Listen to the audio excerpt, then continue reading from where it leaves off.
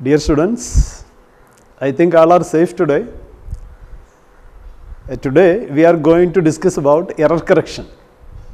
നമ്മൾ ബാങ്ക് എക്സാമിനേഷനെ സംബന്ധിച്ച് ബാങ്ക് എന്ന് മാത്രമല്ല ഒബ്ജക്റ്റീവ് ടൈപ്പിലുള്ള എല്ലാ കോമ്പറ്റേറ്റീവ് എക്സാമിനേഷനുകളെ സംബന്ധിച്ചും വളരെ ഇമ്പോർട്ടൻ്റ് ആയിട്ടുള്ള ഒരു ടോപ്പിക്കാണ് എറർ കറക്ഷൻ. ബാങ്കാണ് നമ്മൾ പ്രിഫറൻസ് കൊടുക്കുന്നതെങ്കിലും നിങ്ങൾക്ക് മറ്റ് കോമ്പറ്റേറ്റീവ് എക്സാമിനേഷനും ഇത് വളരെ യൂസ്ഫുൾ ആയിരിക്കും. അപ്പോൾ അതിൽ പല കുട്ടികൾക്കും ഭയം, ഇത് മൊത്തം ഗ്രാമറല്ലേ, അപ്പം നമ്മൾ എങ്ങനെ എഴുതും? ആക്ച്വലി നിങ്ങളെ സംബന്ധിച്ച് പ്രസിഡൻസിയിലാണോ നിങ്ങൾ ക്ലാസ് ചെയ്യുന്നത് പഠിക്കുന്നതെങ്കിൽ നിങ്ങളെ സംബന്ധിച്ച് there is no need for any kind of anxiety, any kind of agony or any kind of tension. There is no need for that. അതിൻ്റെ ആവശ്യമൊന്നുമില്ല. വളരെ സിമ്പിളായി വളരെ 100-ലധികം റൂൾസ് നിങ്ങൾക്ക് പഠിപ്പിക്കും. അത് നിങ്ങൾ കറക്റ്റായിട്ട് ഫോളോ ചെയ്താൽ ഡെഫിനറ്റായിട്ട് ഞങ്ങൾ ഓഫർ ചെയ്യാം നിങ്ങൾക്ക് IBPS PO ഏത് കോമ്പറ്റേറ്റീവ് എക്സാമിനേഷനും, ഈവൻ LICയോ മറ്റെന്തായിക്കോട്ടെ, സെൻട്രൽ ഗവൺമെൻറ്റിൻ്റെയോ സ്റ്റേറ്റ് ഗവൺമെൻറ്റിൻ്റെയോ ഏത് എക്സാമിനേഷനും നിങ്ങൾക്ക് without any fear, very optimistic, you can achieve success. അത് ഉറപ്പ് തന്നുകൊണ്ടാണ് നമ്മുടെ ക്ലാസ് ആരംഭിക്കുന്നത്. അപ്പോൾ ഞാൻ കൂടുതൽ ഡിസ്കസ് ചെയ്യുന്നില്ല. നമുക്ക് ഒരുപാട് ടോപ്പിക്കുകൾ മറ്റ് പല ബ്രാഞ്ചസ് ആയിട്ട് ഇംഗ്ലീഷിനുണ്ട്. അതിൽ ഏറ്റവും ഇമ്പോർട്ടൻ്റ് ആയിട്ടുള്ള ഒരു ടോപ്പിക്കാണ് എറർ കറക്ഷൻ എന്ന് പറയുന്നത്. നമ്മൾ ജൂനിയർ ക്ലാസ്സുകളിലൊക്കെ പലരും CBSE ക്ലാസ്സിലൊക്കെ പഠിച്ചിട്ടുണ്ട്. നമ്മുടെ ഓഡ് മാൻ ഔട്ടെന്നോ, അല്ലെങ്കിൽ എവിടെയാണ് ഗ്യാപ്പ് ഫില്ല് ചെയ്യുക എന്നോ, അല്ലെങ്കിൽ എവിടെയാണ് ഫൈൻഡ് ഔട്ട് ദ മിസ്റ്റേക്ക് എന്നൊക്കെ പറഞ്ഞിട്ടുണ്ട്. അത് കുറച്ചും കൂടെ സ്റ്റാൻഡേർഡ് ആയിട്ടാണ് ഒബ്ജക്റ്റീവ് എക്സാമിനേഷനുകൾക്കെല്ലാം എറർ കറക്ഷൻ എന്ന ടോപ്പിക്ക് കൊടുത്തിരിക്കുന്നത്. അപ്പോൾ നമ്മൾ ഹെഡിങ് കൊടുത്തിട്ടുണ്ട് സ്പോട്ടിംഗ് ദി എറർ. അപ്പോൾ എങ്ങനെയൊക്കെയാണ് ഇതിനെ സമീപിക്കേണ്ടത്? Which are the various ways that we have to approach error correction? Firstly ഞാനൊരു സെൻറ്റൻസ് ഒന്ന് നോട്ട് ചെയ്യാം. I saw a girl yesterday. Sentence note ചെയ്ത് വേണം. Her name begins of the questions may be asked in the examination. വരാൻ സാധ്യതയുള്ളൊരു question ആണ്. How will they ask this question? A section or here B section or C section and here D section and then no error. E section. Can you find out the mistake here? Normally we say there is what mistake? Oh, before F we used the article and. That is the possible mistake you have to find. But do you very seriously, very intensively looked at this particular sentence? You go through this. I saw a girl yesterday. Her name begins with an F. No error. That kind. ഇങ്ങനെ ഒരു question ആണ് വരുന്നതെങ്കിൽ നിങ്ങൾ എങ്ങനെയാണ് നിങ്ങളുടെ സമീപനം? അതാണ് നമുക്ക് അറിയേണ്ടത്. ഇതിൽ സത്യത്തിൽ വല്ല മിസ്റ്റേക്ക് ഉണ്ടോ? അപ്പോൾ നിങ്ങൾ ഇതേപോലെ ഒരു ഇൻസ്റ്റിറ്റ്യൂഷനിൽ വന്നില്ലെങ്കിൽ നിങ്ങൾ ചെയ്യാൻ പോകുന്നത് ഇതിനകത്ത് മിസ്റ്റേക്ക് ഉണ്ട് എന്ന് നിങ്ങൾ പറയും. ഐ സോ എ ഗേൾ, അതിൽ മിസ്റ്റേക്കൊന്നുമില്ല. ഞാനൊരു പെൺകുട്ടിയെ കണ്ടു. യെസ്റ്റർഡേ ഇന്നലെയാണ്. ഇപ്പോൾ ടെൻസ് കറക്റ്റാണ്. ഞാൻ ഇന്നലെ ഒരു പെൺകുട്ടിയെ കണ്ടു. അവളുടെ പേര് ഹെർ നെയിം ബിഗിൻസ്, ആരംഭിക്കുന്നു വിത്ത് ആൻ എഫ്. എഫിലാണ്. ഒരു ഫാത്തിമ എന്നോ ഫൗസിയ എന്നോ ഫസ്ന എന്നോ അങ്ങനെ എന്തെങ്കിലും ഒരു പേര്. അപ്പോൾ നമ്മളെന്താ എഴുതുന്നത്? വിത്ത് AF എന്നായിരിക്കുമല്ലോ പറയുന്നത്. പക്ഷേ ഈ സെൻറ്റൻസിനകത്ത് അബ്സല്യൂട്ട്ലി നോ എറർ, ഒരു തെറ്റുമില്ല. എന്തുകൊണ്ട്? കാരണം എഫ് ഇതൊരു ആർട്ടിക്കിളിൻ്റെ യൂസേജാണ്. ആർട്ടിക്കിൾ കറക്റ്റായിട്ട് യൂസ് ചെയ്യുന്ന ഒരാൾക്ക് ഇതിനകത്ത് യാതൊരു മിസ്റ്റേക്കും വരുത്തേണ്ട കാര്യമില്ല. കാരണം എഫ് നമ്മൾ എങ്ങനെ പ്രൊനൗൺസ് ചെയ്യുന്നത്? അതിനാണ് നിങ്ങൾ മലയാളത്തിലെ സ്വരം വവ്വൽസ് കറക്റ്റ് ഉച്ചരിക്കാൻ പഠിക്കണമെന്ന് പറയുന്നത്. എഫ് എന്നൊന്ന് എഴുതി നോക്കൂ. എഫ് എന്ന് നമ്മൾ സാധാരണ ലെറ്റർ എഴുതുമ്പോൾ നമ്മൾ എഴുതുന്ന മലയാളമാണ് ഞാൻ എഴുതുന്നത് എഫ്. ഇതിൻ്റെ ഫസ്റ്റ് ലെറ്റർ എന്താ? എ ആണ്. എ എന്ന് പറയുന്നത് മലയാളത്തിൽ വ്യഞ്ജനമാണോ സ്വരമാണോ? നിങ്ങളൊന്ന് ആലോചിച്ച് നോക്ക്, വ്യഞ്ജനമാണോ സ്വരമാണോ? അപ്പോൾ നിങ്ങൾക്ക് ഈസി ആയിട്ട് മനസ്സിലാവും ഇത് സ്വരശബ്ദമാണ്. അപ്പോൾ സ്വരശബ്ദത്തിൻ്റെ മുമ്പിൽ എന്താ വേണ്ടത്? ആർട്ടിക്കിൾ ആനാണ് വേണ്ടത്. എന്നാൽ നിങ്ങൾ ഈ അക്ഷരം ഫാത്തിമ എന്നൊന്ന് എഴുതി നോക്കൂ, അല്ലെങ്കിൽ ഫസ്ന എന്നൊന്ന് എഴുതി നോക്കൂ. ഫാത്തിമ, ഫാത്തിമ. അപ്പം എന്ത് വന്നു? ഫ എന്ന് വന്നു. ആ ഫാത്തിമ എന്നുള്ള പേരായിരുന്നെങ്കിലോ? ഫാത്തിമ എന്നുള്ള പേരായിരുന്നെങ്കിൽ നിങ്ങൾക്ക് ഏതോ ഒരു ഫാത്തിമ അവിടെ എ ആയിരുന്നേനെ. മറിച്ച് അക്ഷരങ്ങൾ മാത്രമേ ഉള്ളൂ. അപ്പം ഇങ്ങനെയുള്ള കോണ്ടസ്റ്റ് വരുന്നു. ഉദാഹരണത്തിന് നമുക്ക് MP അല്ലെങ്കിൽ നമുക്ക് MLA MSc, MCom, MTech, ഇങ്ങനെയുള്ള ആക്രോണിം അല്ലെങ്കിൽ അബ്രീവിയേഷൻ. ഈ അബ്രീവിയേഷൻസിൻ്റെ മുമ്പിലൊക്കെ നോർമലി എന്താ വേണ്ടത്? ഈ അബ്രീവിയേഷൻ വരുമ്പോൾ ഉച്ചാരണം നോക്കണം. MB. How will you write in Malayalam? In Malayalam you can write MB this way, MP. So we can use the words like LIC. I saw or I met an LIC agent last week. I met an LIC agent last week. ഇപ്പം normally എന്തെഴുതും? An LIC agent എന്ന് ഉപയോഗിക്കാൻ നിങ്ങൾക്ക് ബുദ്ധിമുട്ടായിരിക്കും. LIC agent എന്നായിരിക്കും പറയുന്നത്, പക്ഷേ സംഭവം തെറ്റാണ്. I met an LIC agent. An കാരണം എന്താണ്? LIC എന്താണ് വരിക? LIC എന്ന് പറയുമ്പോൾ L എന്ന് പറയുമ്പോൾ സാധാരണ L എന്ന് പറഞ്ഞാൽ L എന്ന് എഴുതി നോക്കുക. Pronunciation is very important. ഇതാണ് ഈ പറഞ്ഞ ആർട്ടിക്കിളിൻ്റെ ഒരു കൺഫ്യൂഷൻ. ഞാനൊരു എക്സാമ്പിൾ പറഞ്ഞതേ ഉള്ളൂ, ആർട്ടിക്കിൾ നമ്മൾ ആരംഭിച്ചതേ ഉള്ളൂ. ഇനി ഈ മറിച്ചുള്ള എടുക്കുക. University, union, United, universal. ഞാൻ ഇത് പറയാൻ കാരണം ജൂനിയർ ക്ലാസ്സുകളിൽ കുട്ടികൾക്ക് പറഞ്ഞു കൊടുക്കുന്ന എന്താ? AEIOU, ഈ 5 വവ്വലുകളാണ്. ഈ വവ്വൽസിൻ്റെ മുമ്പിലെല്ലാം കയറി നിങ്ങൾ ആൻ ഉപയോഗിച്ചുള്ളൂ. ഇങ്ങനെ നമ്മളൊരു വലിയ തെറ്റിദ്ധാരണയിലാണ്. പക്ഷേ ഇവിടെ ആ തെറ്റിദ്ധാരണ മാറ്റേണ്ടിയിരിക്കുന്നു. യു എന്നുള്ള ഉച്ചാരണത്തിന് ചിലയിടത്ത് ഊ എന്നുള്ള ഉച്ചാരണം കാണും,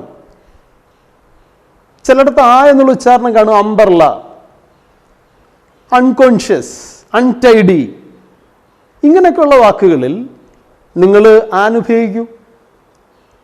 അതിനകത്ത് ആ എന്നാണ് ഉച്ചാരണം. പക്ഷെ യു വരുന്ന പ്രൊനൗൺസിയേഷൻ ഉണ്ട്. Unity, unity, united, universal, unanimous. ഇങ്ങനെയുള്ള യു വെച്ചുള്ള university, unity, united, universal, unanimous, ഇങ്ങനെയുള്ളതിനകത്തെല്ലാം പ്രൊനൗൺസിയേഷൻ വരുന്നത് ശ്രദ്ധിച്ച് യായാണ്. യാ എന്നുള്ളത് മലയാളം അറിയാവുന്ന എല്ലാവർക്കും അറിയാം, വ്യഞ്ജന ശബ്ദമാണ്, കൺസണന്റ് സൗണ്ടാണ്. ഈ കൺസണന്റ് സൗണ്ടിൽ കൂടുതൽ ആലോചിക്കാനൊന്നുമില്ല. നമ്മൾ എന്താ ഇടേണ്ടത്? നമ്മൾ ഒന്നും ആലോചിക്കേണ്ട, എ ഇട്ടാൽ മതി. എ എന്നുള്ള ശബ്ദം ഇട്ടാൽ മതി. ഇതേപോലെ അനന്തരാവകാശി, നമ്മുടെ മുടി എന്നുള്ളതിന് ഹെയർ എന്നാ പറയുക. മറ്റേത് എച്ചിൽ വരുന്ന ശബ്ദങ്ങളാണ്. പക്ഷെ ഒരുപാട് സെൻറ്റൻസുകളിൽ അവർ, HOUR, നമ്മുടെ പ്രൊനൗൺസിയേഷൻ എങ്ങനെ? ഹവർ, ഹവർ എന്ന് പറയില്ല, അവർ, ഔ എന്നാണ് ഉച്ചാരണം. Honest, honorary. ചില ആൾക്കാർക്ക് സംബഡി ഗോട്ട്, ഇപ്പം മമ്മൂട്ടി നമ്മുടെ ഫേവറേറ്റ് ആക്ടർ, അല്ലെങ്കിൽ മോഹൻലാൽ, അവർക്കെല്ലാം ഓണററി ഡോക്ടറേറ്റ് കിട്ടിയെന്ന് പറയാം. ഓണററി, അവരെ ബഹുമാനിച്ചുകൊണ്ട് ആദരിച്ചുകൊണ്ട്. KJ യേശുദാസിന് കിട്ടി, ഇവർക്കൊക്കെ കിട്ടിയിട്ടുണ്ട്. അപ്പോൾ ഓണററി, ഓണററി. നമ്മളിപ്പോൾ ലൈബ്രറിയനായിട്ട് ഇരിക്കാന്നിരിക്കട്ടെ, അല്ലെങ്കിൽ നമ്മൾ പറയാറുണ്ട് മുഖ്യമന്ത്രിക്ക് അല്ലെങ്കിൽ മറ്റു പലർക്കും ഒരുപാട് പ്രൈവറ്റ് സ്റ്റാഫ് ഉണ്ട്, അവർ ശമ്പളം മേടിക്കുന്നില്ല, പക്ഷെ അവർക്കൊക്കെ കൊടുക്കുന്ന ഒരു എമൗണ്ടിന് ഓണറേറിയം എന്നാണ് പറയുക. ലൈബ്രറിയിൽ ഇരിക്കുന്നവർക്കുണ്ട് ഓണറേറിയം ഉണ്ട്, ചില ഉയർന്ന പൊസിഷനിൽ ഇരിക്കുന്നവർക്കുണ്ട് ഓണറേറിയം ഉണ്ട്. അപ്പോൾ ഓണറേറിയത്തിന് നമ്മൾ ഓ എന്നാണ് പ്രൊനൗൺസ് ചെയ്യുക. അപ്പോൾ ഓണർ ഞാൻ എഴുതിയിട്ടില്ല, ഓണർ, HONOUR, HONOUR. നിങ്ങളൊരു കാര്യം ശ്രദ്ധിക്കണം, നമ്മളിത് ശ്രദ്ധിക്കുമ്പോൾ 2 കാര്യങ്ങളാണ്. ചില എക്സാമിനേഷന് സ്പെല്ലിങ് ഇവരെ ചോദിക്കാം, ചിലതിൽ വൊക്കാബുലറി, വൊക്കാബുലറി ഔട്ട്സൈഡ് വേർഡ്സ് ആയിരിക്കും. പക്ഷെ അതുകൊണ്ട് നമ്മൾ each and every word you must think about the exact spelling. You notice the spelling, otherwise you will face difficulty. That is very important. നമ്മളിപ്പോൾ ക്ലാസ് അറ്റൻഡ് ചെയ്യുന്നു, casually കേട്ടോണ്ടിരുന്നാൽ മതി. അത് മാത്രമല്ല, not only to listen the class but also think about the class. And you also think in English. നമ്മൾ മലയാളത്തിലെല്ലാം ആലോചിക്കുമ്പോൾ Malayalam vocabulary ഇങ്ങനെ വന്നുകൊണ്ടിരിക്കും. അപ്പോൾ ഇംഗ്ലീഷിലും കൂടെ നമ്മൾ ചിന്തിക്കുന്ന രീതിയിലേക്ക് കാര്യങ്ങൾ മാറണം. നിശ്ചയമായും ഈ റൂൾസ് എല്ലാം പഠിച്ചു കഴിഞ്ഞാലുണ്ടല്ലോ, നമുക്ക് നല്ല ഒരു സ്റ്റാൻഡേർഡ് ആയിരിക്കും ഇംഗ്ലീഷിന് കിട്ടുന്നത്. While you are facing the interview, one of the most important things you must have to notice, that is interview. If you have a good vocabulary, if you have a good language, you must have faced that is the interview without any difficulty, without any fear. You can face the interview board. Here you look, the pronunciation, and honest, and honorary, and honor, honorarium. ഈ വാക്കുകളിലൊക്കെ H silent ആണ്. അല്ലാതെ H എവിടെ കണ്ടാലും നമ്മൾ ആ എച്ചിന് മുമ്പിൽ A എഴുതി ശീലിച്ചാൽ ഇവിടെ തെറ്റാണ്. ഇവിടെ എച്ച് എന്ന് പറയുന്നത് പ്രൊനൗൺസിയേഷൻ, അതിന് സൗണ്ട് ഇല്ല, no sound. H has no sound here. H has no sound in these sentences or these words. ഈ വാക്കുകളിൽ എച്ചിന് സൗണ്ട് ഇല്ല. അപ്പോൾ അതിന് മുമ്പിൽ എന്താ വരേണ്ടത്? ആൻ പ്രൊനൗൺസ് ചെയ്യണം. ആൻ എന്നുള്ള ആർട്ടിക്കിളാണ് വേണ്ടത്. But do you think that if the vowel sound you must use not the letter. നിങ്ങൾ ഇംഗ്ലീഷ് അക്ഷരങ്ങളല്ല നോക്കേണ്ടത്. ഇംഗ്ലീഷ് ഭാഷയിലെ 26 അക്ഷരങ്ങളല്ല നോക്കേണ്ടത്. Don't think about the letters, you think the pronunciation, അതിൻ്റെ ഉച്ചാരണമാണ് ശ്രദ്ധിക്കേണ്ടത്. അപ്പോൾ വവലായാലും കൺസണൻ്റ് ആയാലും എയും ആനും ചേർക്കുമ്പോൾ നിങ്ങൾ ഉച്ചാരണം ശ്രദ്ധിക്കണം. അപ്പോൾ നമ്മൾ ശ്രദ്ധിക്കേണ്ട ചില കാര്യങ്ങളാണ് ഞാൻ ഈ പറഞ്ഞത്. ഇപ്പോൾ LIC ഏജൻ്റ് ആയാലും ഈ പറഞ്ഞ മുമ്പ് പറഞ്ഞതുപോലെ എഫ് വെച്ചുള്ള വാക്കുകൾ, എം വെച്ചുള്ള വാക്കുകൾ, എൻ വെച്ചുള്ള വാക്കുകൾ ഒന്നുകൂടെ ശ്രദ്ധിക്കൂ. Letters F, only the letter F, M, N, L, S. If the letter is alone, the acronym or the abbreviation is alone, then you must definitely use the article what? An. But any word is there. Earlier I have told you, like Fatima, Fasna or any other words, fish or anything. Then the pronunciation this way, fish.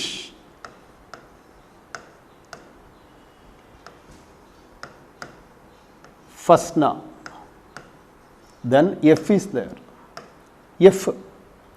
About a fish, fa, that is the consonant sound. Then you can use A.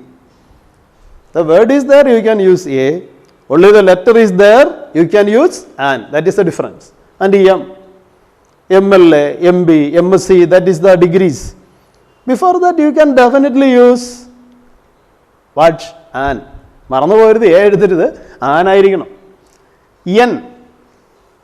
N വെച്ച് മറ്റു വാക്കുകൾ വന്നാൽ നോട്ടെന്നോ, naughty എന്നോ, neither എന്നോ, never എന്നോ അങ്ങനെയൊക്കെയുള്ള വാക്കുകൾ വന്നാൽ മാറ്റി ഉപയോഗിക്കാം, എ ഉപയോഗിക്കാം. പക്ഷേ എൻ എന്നുള്ള ലെറ്റർ മാത്രമാണ് വരുന്നത്.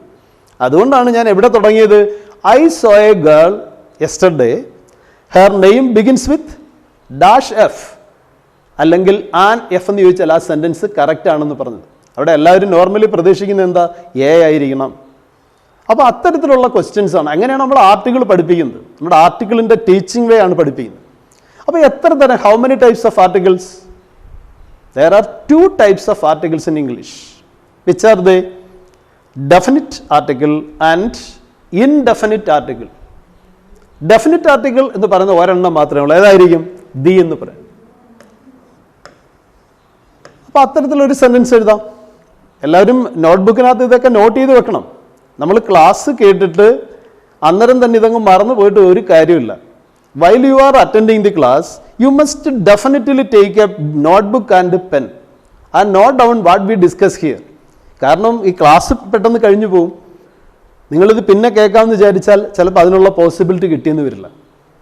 അതുകൊണ്ട് while you are attending the class, in each section, you must definitely write down the notes.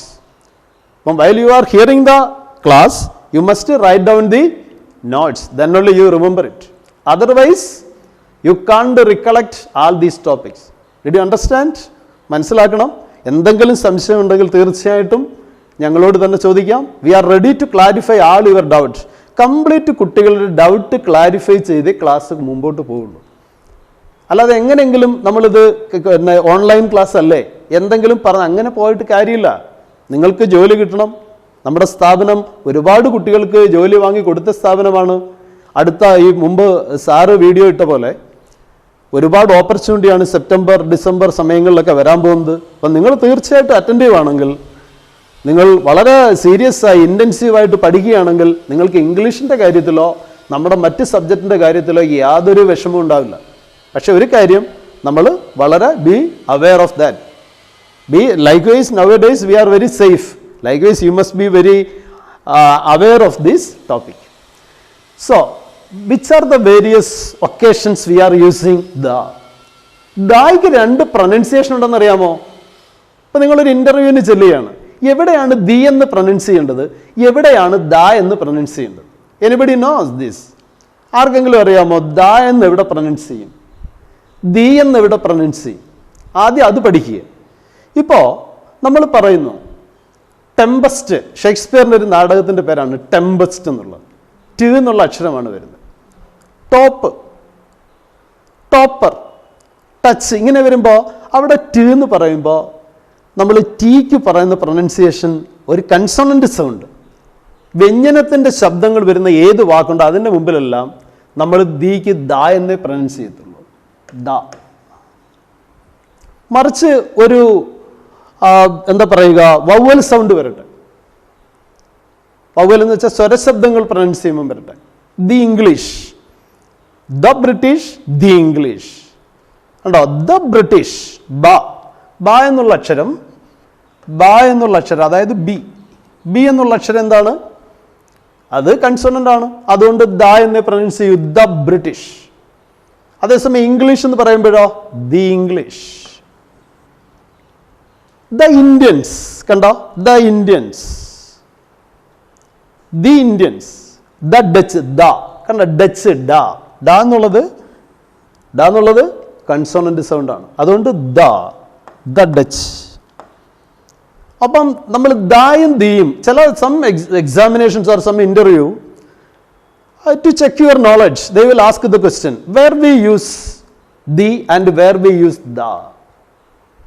അപ്പോൾ നിങ്ങൾ വിത്തൗട്ട് എനി ഫിയർ, നിങ്ങൾക്ക് യാതൊരു ആൻഷൈറ്റിയുടെയും കാര്യമില്ല, ടെൻഷൻ ഇല്ലാതെ പറയാം, sir we are using the before, പറയൂ, the before vowel sound, the before consonant words. കൺസോണന്റിൽ ആരംഭിക്കുന്ന വാക്കുകളുടെ മുന്നിൽ നമ്മൾ എന്ത് ഉപയോഗിക്കും?